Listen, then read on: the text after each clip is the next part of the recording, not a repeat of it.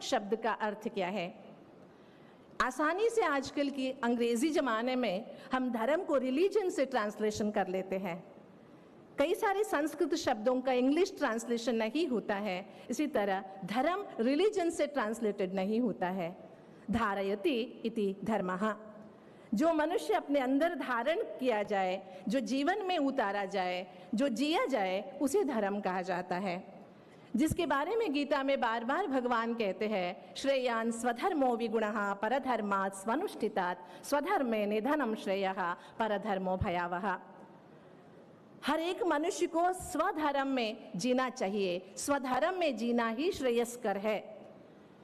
मरना भी जीना भी स्वधर्म में होना चाहिए।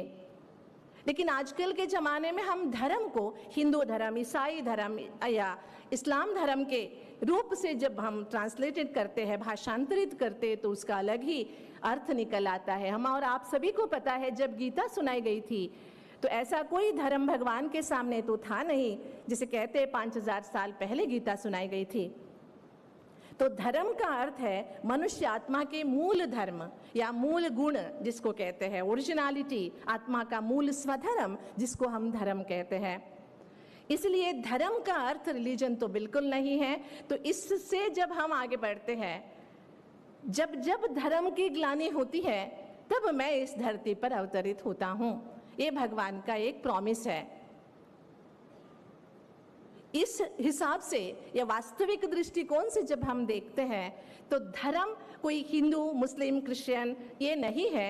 मनुष्य आत्मा के, हर मनुष्य आत्मा के, वो दुनिया के किसी भी कोने में क्यों ना हो, हर मनुष्य आत्मा के अंदर के स्वधर्म का जब नाश हो जाता है, या स्वधर्म यूं कहे कि बहुत ही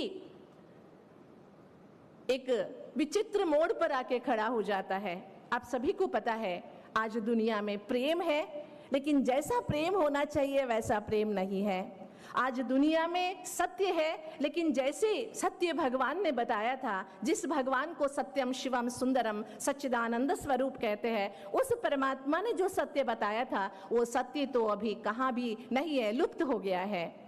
तो जो आत्मा के मूल गुण हैं, जो आत्मा की ओरिजिनल क्वालिटीज है, जिसको आजकल हम ह्यूमन वैल्यूज के रूप में भाषांतरित करते हैं, मानवीय मूल्यों के रूप में, वो आज कहीं भी देखने को नहीं मिल रहे हैं। नाम रखते हैं हम, बहुत अच्छे अच्छे नाम रखते हैं, शांति नाम रखते हैं, शांत कुमार, ऐसे बहुत अच्छे अच्छे नाम रखते हैं, लेकिन जिनके नाम है उनके अंदर अगर शांति को हम ढूंढे तो शायद मुश्किल से हमें शांति मिले।